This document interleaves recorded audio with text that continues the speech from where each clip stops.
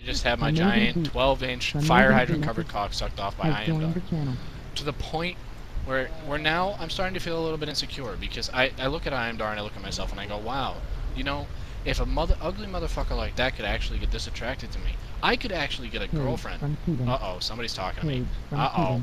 Uh-oh. Uh-oh. Oh, muting Keegan. Okay, back to the conversation. Now that Keegan is no longer talking, I can just continue with what I was saying. And Keegan, thank you very much for the interruptions. You gave me an opportunity to collect great thoughts. And now we can get back on topic. I really am considering dropping my computer jobs and instead picking up a job as a therapist because I feel like we've been making great advances with Dar. We've turned him into quite the very genuine young man. We've all discovered a number of special things about Dar. Let me recap for everybody. First, Dar's asshole gapes like the Grand Canyon.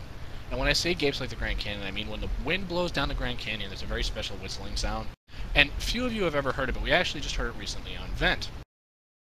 It turns out that when he farts, the resonance from his asshole can actually shatter wine glasses. True. I know, it shocked me too. But it's a fact. And when Dar gets going a little bit, and he's had some beans the night before or something like that, you've got to wonder to yourself, how does he do it? And here's how he does it. Dar is secretly in a trumpet band. And guess what? He doesn't actually play with his trumpet.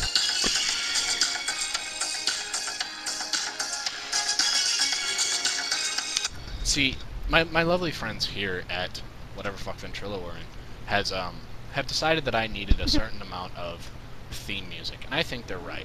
I think that I deserve the kind of fantastic entrance that is gained by rickrolling every motherfucker who ever watches YouTube. So that said, I think we should continue. And Dar, I want to thank you very much for coming out of the closet and admitting to us that you enjoy taking fire hydrant covered 12-inch dicks in your ass. Now, we were discussing earlier about the logistics of your glory hole expeditions, and like I said, I don't particularly enjoy male glory holes. I tend to go for the ones that involve bisexual Taiwanese strippers, but that's just up to you. However, every 12-inch dick that comes through the glory hole does not actually belong to me. The truth is, they belong to other people too. And Dart, no, don't interrupt me. It's okay. I understand that you fantasize about my penis on a regular... No, that's all I gotta say. No. I understand that you fantasize about my penis on a regular basis, and you know what? That's okay. I accept that. And I am flattered by the compliment, but here's the truth. I'm not attracted to you, Darn. I know this is gonna hurt, but sometimes the truth does. I'm not attracted to you. Your asshole gapes like the Grand Canyon, and even with my fire hydrant covering my penis, I can't actually get any feeling from it, so that's a bit of a problem for me. So here's what we're going to do. You and I, we're going to go out, we're going to collect a couple of Thai hookers, and we're going to cut them up into little pieces, and we're going to beat them down with my fire hydrant covered cock until they're puddles of mush.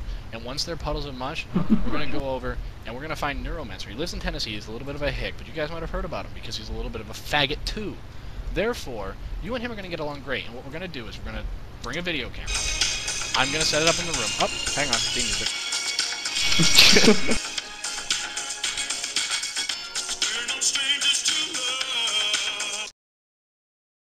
Ah, see? Sorry, we had to go to commercial break there for a moment, but we're back. We are back, and guess what? There's a whole lot more to the show. Alright, are we fucking done yet? Because I'm seriously tired of talking. No. Okay. Dar, what we're going to do is we're going to get a video camera. We're going to set it up in the room with you and Neuromancer. We're going to put you in the same room, and we're going to have you there, and we're going to keep you there. And we're going to lock the doors, and we're going to pad the walls, because we know how you little fucking pickle puffers like to get about bouncing off the walls and shit, but it's not okay. And remember, you're not allowed to break anything in the room, and if you shove a lamp up your ass and it breaks, that's your own fault. That is not suable liability for the hotel. So we're just to get that out of the way, now that we're back on track. Dar, we're going to take you in a room, we're going to put you in a room. You guys are going to sit there and you're going to start blowing each other. I know you're going to. It's going to happen. When you get the urge to eventually take your dick and shove it in his ear, remember, nobody lasts more than 12 seconds that way. And every boyfriend likes stamina. So what I'm going to say is before you go and shove it in his ear, take a break. Take a moment. Because remember, that first orgasm is always the worst. It's always the one that sneaks up on you and then you're there and you're like, oh fuck, I'm already done. It's been 20 seconds and now they can't possibly be satisfied. So you're trying to fake it out and act like you didn't just come all over the inside of their asshole. I know how it is. It's cool. You know, it happens to everybody. So what I want you to do is this. First, I want you to mouth rape him until you come. And you're going to mouth rape him until he can taste his lunch from 2 days ago. And believe me, he had beans.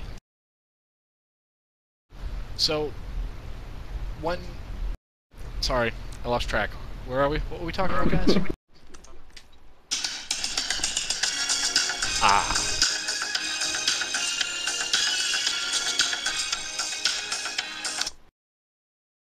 Okay, back on track. So when you're in the hotel room with Neuro, try to remember this. This is what you're going to remember. Neuro is not Elton John in hot pants with a giant dildo shoved up his ass. Neuro is, in fact, an ugly hick from Tennessee. Excuse me, I'm getting killed by an elite. Be right back.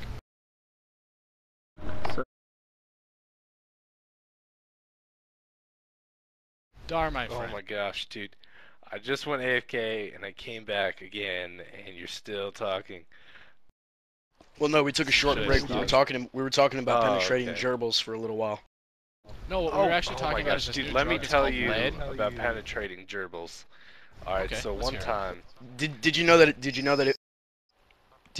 you cover it with duct tape and then you penetrate it, it explodes?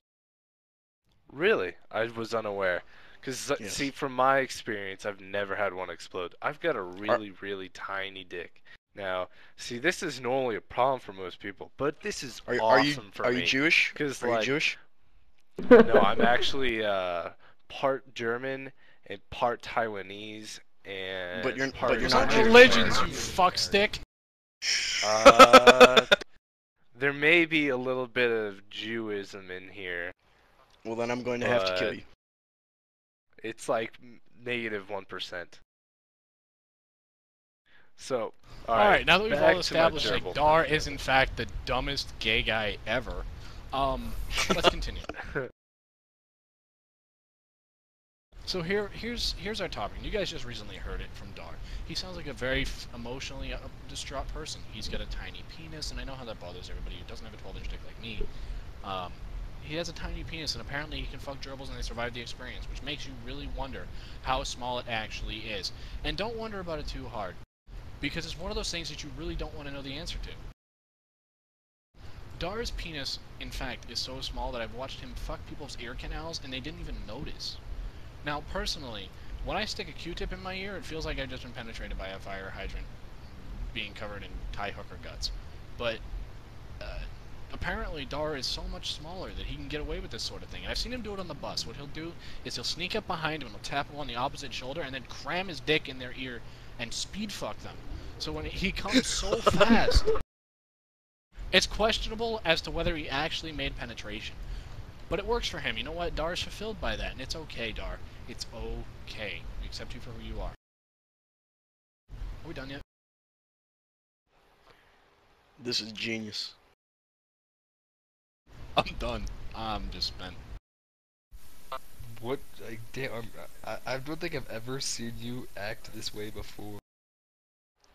It's because... No, he's acting this way because, like, right now, what you guys don't know is that I'm with him. It's true. It's true. Are you guys sitting on each other's lap? No, I actually have him cleaning up the guts of the last Thai hooker we played with. It was cool. And Gail, in that cigarette box, you might not want to open it. There's a hamster in it. It's not alive anymore, but it was. You know what the really sick part is? There's a cigarette box sitting right in front of me right now. And I'm kind of afraid to open it. Because I'm pretty sure I'm going to find the fucking remnants of a fistful of hamster and duct tape. It's mainly fur in there right now. I helped you No. put it there. Well, yeah, it's been hollowed out. You could probably use it as like a thimble now or something. It's pretty hollow. Hollowed, crushed, same thing. Not really, but okay. So back to what we were talking about. Originally, I think we were on the subject of...